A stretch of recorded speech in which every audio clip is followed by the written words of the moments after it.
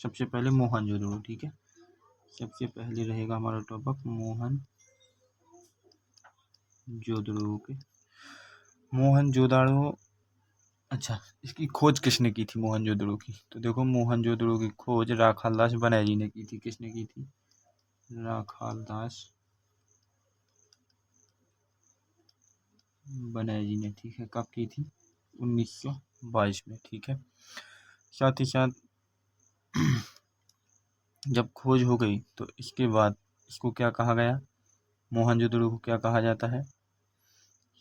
मोहनजोदड़ो को कहा क्या जाता है? मृतकों का टीला। क्या कहा जाता है इसको? मृतकों का टीला। तो जो मृतकों का टीला इसको कहा गया, और सिंधु का बगीचा, सिंधु का बगीचा। तो मोहनजोदड़ो को मृतकों का टीला और सिंधु का बगीचा भी कहा गया है, ठीक है। अब हम बात करते हैं यहाँ पर कि यहाँ पर एक नर्तक की मूर्ति मिली थी। किसकी मूर्ति? सबसे पहले तो इसको 7 बार बनाया गया, 7 बार मिटाया गया। 7 बार बनाया गया और 7 बार मिटाया गया, ठीक है। तो 7 बार बनाया गया, 7 बार मिटाया गया, इतना याद रखना। यदि कोई पेन में कोई प्रॉब्लम हो तो मैं इस पेन को थोड़ा मोटा और कर सकता हूँ, ठीक है। बेसिकली ऐसे में ही अच्छा दिखता है, ठीक है। या फिर रुको 1 मिनट में इसको थोड़ा चेंज करता हूँ पेन को। चलिए, तो मैंने पेन चेंज कर लिया, ओके। अब यहाँ पर नर्तक की मूर्ति मिली और 7 बार बनाया गया, 7 बार मिटाया गया। यहाँ पर नर्तक की मूर्ति मिली। किसकी मूर्ति मिली? यहाँ पर नर्तक, नर्तक यानी नाचने वाला। तो यहाँ पर एक नर्तक की मूर्ति, नर्तक की मूर्ति मिली, ठीक है। नर्तक की मूर्ति मिली जो कि किसकी थी? कांसे की। किसकी थी? कांसे की, ओके। जो मूर्ति थी वो किसकी थी? कांसे की थी। 1 मिनट, अरे पेन चेंज हो गया मेरा। तो यहाँ पर जो नर्तक की मूर्ति मिली, यहाँ पर क्या मिली? एक नर्तक की मूर्ति मिली, ठीक है। क्या मिली? नर्तक की मूर्ति। कांसे की थी ये, ठीक है, कांसे की थी, ठीक है। नोट्स बनाते जाना। चलिए अगली स्लाइड पर। यहाँ पर एक सभा भवन मिला था। क्या मिला था? एक सभा भवन। देखो, सबसे पहले तो मिला था यहाँ पर स्नानागार। स्नानागार क्या है? तो चलिए स्नानागार के बारे में बताते हैं। जो स्नानागार होते हैं ये धार्मिक कार्यों के लिए जाने जाते हैं, धार्मिक कार्यों के लिए जाने जाते हैं, धार्मिक कार्यों के लिए जाने जाते हैं, ठीक है। इसके लिए जाने जाते हैं? धार्मिक कार्यों के लिए। इसके बाद में हम बात करते हैं यहाँ पर एक सभा भवन की। देखो, सभा भवन के साक्ष्य मिले। किसके? सभा भवन, सभा भवन के साक्ष्य मिले, ठीक है। किसके? सभा भवन के साक्ष्य मिले। साथ ही साथ यहाँ पर पुजारी की मूर्ति मिली। किसकी मूर्ति? पुजारी की मूर्ति मिली, ठीक है। और पुजारी की मूर्ति मिली। तराजू के साक्ष्य मिले। किसके? तराजू के साक्ष्य मिले और नाव के साक्ष्य मिले, ठीक है। तो तराजू के साक्ष्य मिले और नाव के साक्ष्य मिले और पुजारी की मूर्ति। तो एक बात मैंने इसको रिपीट कर दिया है कि जो स्नानागार हैं धार्मिक कार्यों के लिए जाने जाते हैं। सभा भवन के साक्ष्य मिले यहाँ पर, पुजारी की मूर्ति के साक्ष्य, तराजू के और नाव के साक्ष्य, ओके। तो इसकी खोज के बारे में मैंने बता ही दिया था, ठीक है। अच्छा, मोहनजोदड़ो कहाँ पड़ता है? पड़ता कहाँ पर है मोहनजोदड़ो? तो ये पाकिस्तान में पड़ता है। कहाँ पर पड़ता है? पाकिस्तान में, ठीक है। कहाँ पर पड़ता है? पाकिस्तान,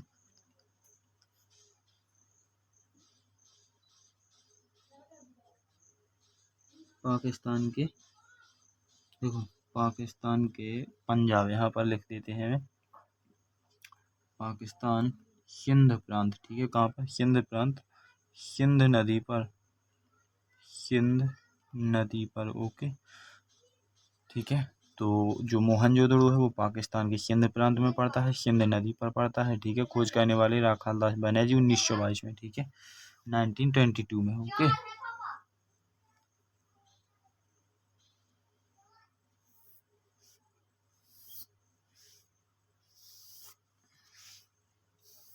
चलिए तो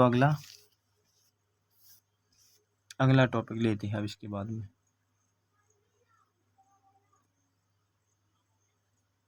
अब है हड़प्पा सभ्यता। क्या है अब हमारा टॉपिक? हड़प्पा सभ्यता। ओके,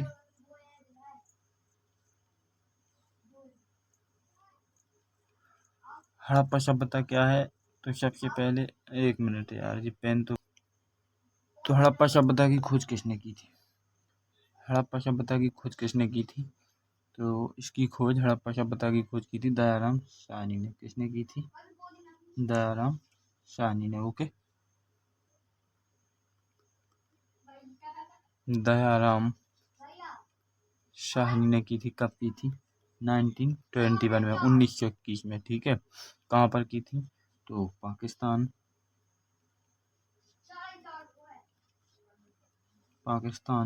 पंजाब प्रांत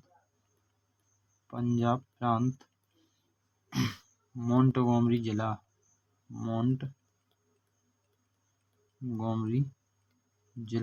ठीक है, और रावी नदी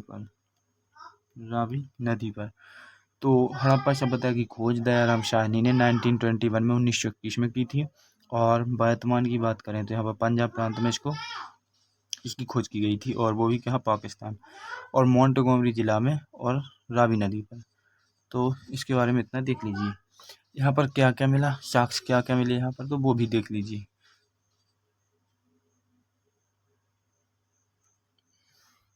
इसके बारे में अब इसके बाद अगली सभ्यता हमारी कौन सी है? तो अगली सभ्यता है हमारी कालीबंगा। ठीक है, कालीबंगा कहाँ पड़ती है ये भी तो आप लोगों को पता होगा।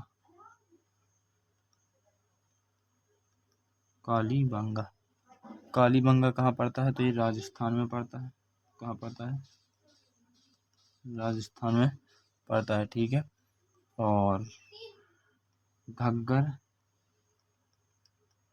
नदी पर। ठीक है, घग्गर नदी पर। ओके, खोज किसने की थी? अमलानंद घोष ने। खोज किसने की थी? अमलानंद घोष ने। कब की थी? तो 1953 में। ठीक है, 1953 में इसकी खोज हुई थी। और साथ ही साथ यहाँ पर क्या पाया गया? अच्छा, तो यहाँ पर कालीबंगा में क्या क्या पाया गया? तो सबसे बड़ी बात तो ये है कि यहाँ पर एक साथ दो अनाज बोने की कला। तो सबसे पहले जुते हुए खेत कहाँ पर मिले? जुते हुए खेत के साक्ष्य कहाँ पर पाए गए? जुते हुए खेत के साक्ष्य राजस्थान में। ठीक है, कहाँ पर? कालीबंगा में। ओके,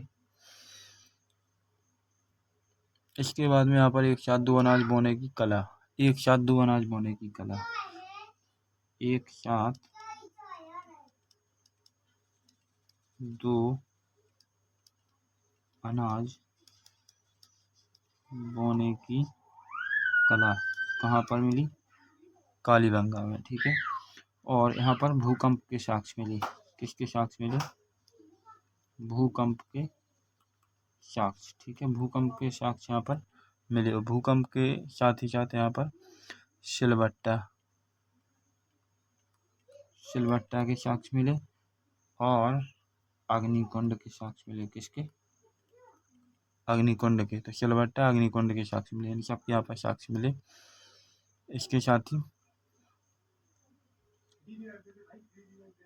देखो यहाँ पर बहुत कुछ पाया गया है। ठीक है, अब इसके बाद में अगली जो हमारी सभ्यता है वो है लोथल। ठीक है, कौन सी है? लोथल। लोथल कहाँ है?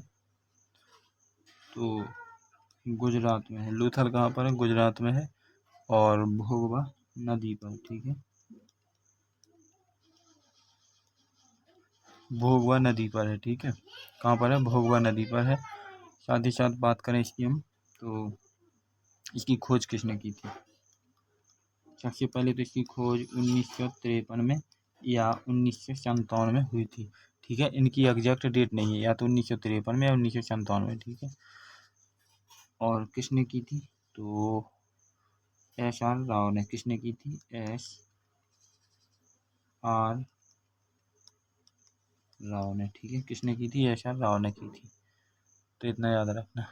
ओके, यहाँ पर क्या मिला था? तो यहाँ पर तो बहुत कुछ मिला था। चलिए बताते हैं क्या क्या मिला यहाँ पर।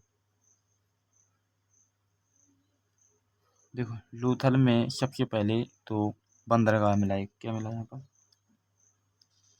बंदरगाह के साक्ष्य मिले, ठीक है। कोमा, बंदरगाह के साथ साथ यहाँ पर हाथी दांत मिले। क्या मिले? हाथी दांत। हाथी दांत के बाद में यहाँ पर लोमड़ी के साक्ष्य। किसके? लोमड़ी के साक्ष्य, ठीक है। लोमड़ी के साक्ष्य के साथ ही साथ चावल के साक्ष्य, चावल के दाने, ठीक है। और इसके बाद में यहाँ पर गोदी बाड़ा के साक्ष्य, गोदी बाड़ा के साक्ष्य। तो गोदीवाड़ा के साक्ष्य, लोमड़ी के साक्ष्य, चावल के दाने, गोदीवाड़ा के साक्ष्य, बंदरगाह के साक्ष्य, हाथी के दांत, यहाँ पर सब कुछ मिले। तो ये लोथल की बात है, ठीक है। बंदरगाह के साक्ष्य, हाथी दांत, लोमड़ी के साक्ष्य, चावल के दाने, गोदीवाड़ा के साक्ष्य, ठीक है। तो मेरी आवाज़ को भी आप रिकॉर्ड करके नोट्स बना सकते हैं। ओके, अगली सभ्यता की बात करते हैं। अगली जो हमारी सभ्यता है वो है धौलावीरा। वो भी कहाँ पर पड़ती है? गुजरात में। कौन सी अगली सभ्यता हमारी? धौलावीरा, ठीक है। चलिए, हमको भी देखना है यहाँ पर धौलावीरा। ओके, एक मिनट। चलिए, तो अगला हमको पढ़ना धौलावीरा, ठीक है। चलिए,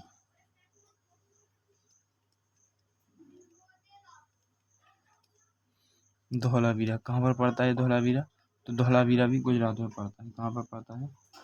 गुजरात में पड़ता है। और वो भी कहाँ पर? कच्छ में, गुजरात के कच्छ में। इसकी खोज किसने की थी? तो इसकी भी खोज हुई थी 1967 में, 1992 में, ठीक है। 1967 और 1992, ठीक है। कोई एग्जैक्ट डेट नहीं है, इसलिए मैं यहाँ पर लिख देता हूँ, ठीक है। साथ ही साथ इसकी खोज किसने की थी? तो वो की थी जगपति जोशी ने। किसने की थी? जगपति जोशी ने, जगपति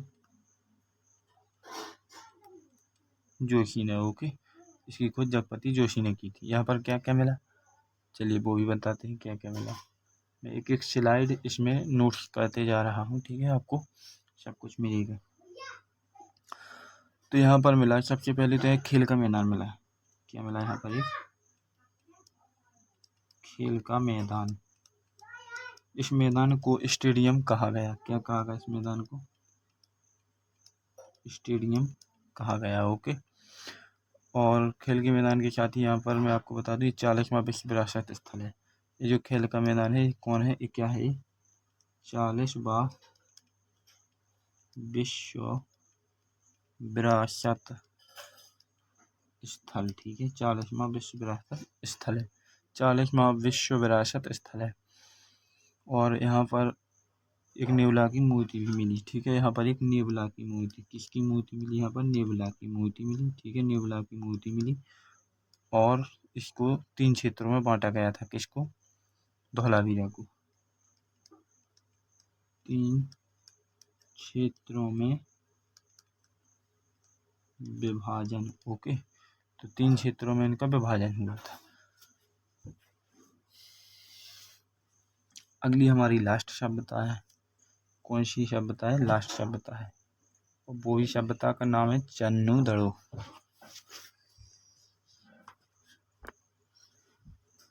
जो हमारी लास्ट सभ्यता है वो है चन्नूदड़ो, ठीक है। तो चलिए, हम चन्नूदड़ो के बारे में लिखते हैं।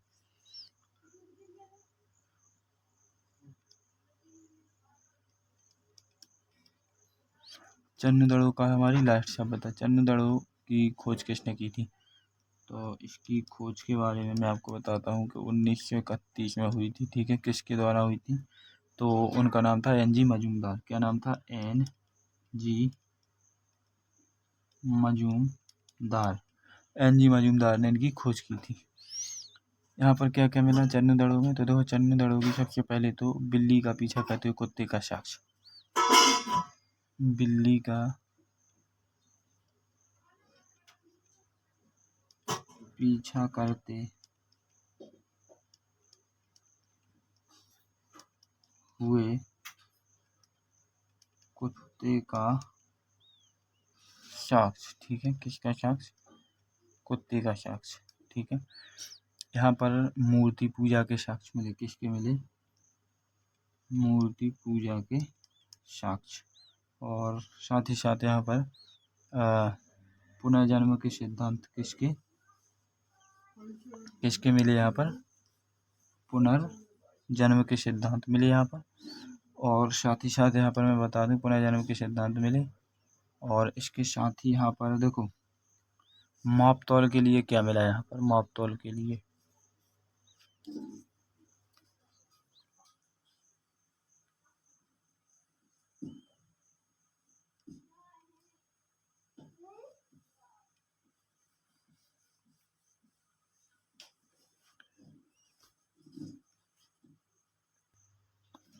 चलिए देखो यहाँ पर पुनर्जन्म के सिद्धांत मिले, ठीक है।